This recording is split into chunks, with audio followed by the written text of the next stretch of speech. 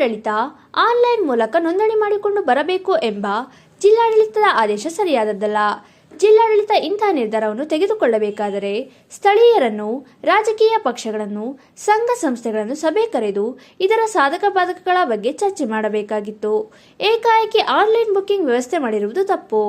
ಕೂಡಲೇ ಆದೇಶವನ್ನು ವಾಪಸ್ ತೆಗೆದುಕೊಳ್ಳಬೇಕೆಂದು ದಲಿತ ಸಂಘಟನೆ ಮುಖಂಡರಾದ ಹುಣಸೇಮಕ್ಕಿ ಲಕ್ಷ್ಮಣ್ ಅವರು ಹೇಳಿದರು. ಇವತ್ತು ಚಿಕ್ಕಮಗಳೂರು ಜಿಲ್ಲೆ ಪ್ರವಾಸಿ ತಾಣಗಳ ಹೆಸರುವಾದಂಥ ಜಿಲ್ಲೆ. ಇಲ್ಲಿ ಸಾವಿರಾರು ಜನ ವೀಕೆಂಡಲ್ಲಿ ಬರ್ತಕ್ಕಂಥ ಒಂದು ವಾತಾವರಣ ಇದೆ. ಆದರೆ ಇಲ್ಲಿ ಏನು ಜಿಲ್ಲಾಡಳಿತ ವತಿಯಿಂದ ಇವತ್ತೇನು ಆನ್ಲೈನ್ ಮೂಲಕ ಬುಕ್ ಮಾಡಿ ಬರಬೇಕು ಅಂತೇಳಿ ನಿಯಮ ಇದೆ, ಇದನ್ನು ನಾವು ವಿರೋಧ ಮಾಡೋದಿಲ್ಲ. ಆದರೆ ನೀವು ಈ ಜಿಲ್ಲೆಯಲ್ಲಿರ್ತಕ್ಕಂಥ ಸಂಘ ಸಂಸ್ಥೆಗಳನ್ನು ಇದು ಅಟ್ಲೀಸ್ಟ್ ಕರೆದು ನೀವು ಇಲ್ಲಿ ಸಾರ್ವಜನಿಕರನ್ನ ಯಾವ ಥರ ಮಾಡಬೇಕು ಏನೋದಂತೇಳಿ ನೀವು ವಿವೇಚನೆಯನ್ನು ಮಾಡಿಲ್ಲ, ಮೀಟಿಂಗ್ ಕೂಡ ಮಾಡಿಲ್ಲ. ಏಕಾಏಕಿಯಾಗಿ ನೀವು ಆನ್ಲೈನ್ ಬುಕ್ಕಿಂಗ್ ಮಾಡಬೇಕು ಅಂತೇಳಿ ಏನು ಆದೇಶ ಮಾಡಿದಿರಿ, ಇದು ತಪ್ಪಿದು.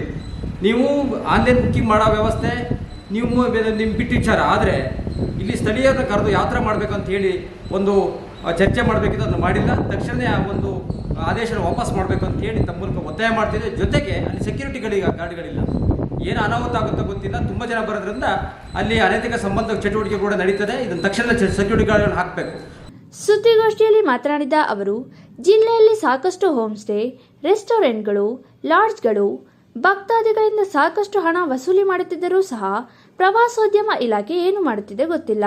ಮತ್ತು ಪ್ರವಾಸಿಗರಿಂದ ಹಣ, ಭಕ್ತಾದಿಗಳ ಕಾಣಿಕೆ ಹಣ, ಎಲ್ಲ ಮಠ ಮತ್ತು ಪೂಜಾ ಸ್ಥಳಗಳಿಗೆ ಬರುವ ಅನುದಾನ ಏನಾಗುತ್ತಿದೆ ಎಂಬುದರ ಬಗ್ಗೆ ಜನಸಾಮಾನ್ಯರಿಗೆ ಗೊತ್ತಿಲ್ಲ ಎಂದು ಹೇಳಿದರು. ಸಾವಿರಾರು ಹೋಮ್ ಸ್ಟೇಗಳಿದೆ.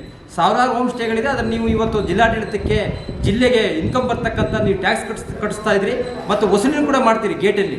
ಅದನ್ನು ಸರಿಯಾದ ವ್ಯವಸ್ಥೆನ ಮಾಡಬೇಕು. ಮತ್ತು ಲೋಕಲ್ ಅವರಿಗೆ, ಭಕ್ತಾದಿಗಳಿಗೆ, ಬಾಬಾಡಂಗಿ ಇರ್ಬೋದು, ಮತ್ತು ಇಲ್ಲಿ ಮುಳ್ಳಯ್ಯನಗಿರಿ ಮತ್ತೇನು ದೇವ್ರ ಮನೆ, ಇಲ್ಲೆಲ್ಲ ಭಕ್ತಾದಿಗಳು ಲೋಕಲ್ ಇರೋದ್ರಿಂದ ಅವ್ರು ಯಾವುದೇ ರೀತಿ ತೊಂದರೆಯಾಗಿ ನೀವು ನಿಯಮನ ಮಾಡಬೇಕು ಅಂತೇಳಿ ಈ ಮೂಲಕ ಒತ್ತಾಯನ ಮಾಡ್ತಾರೆ.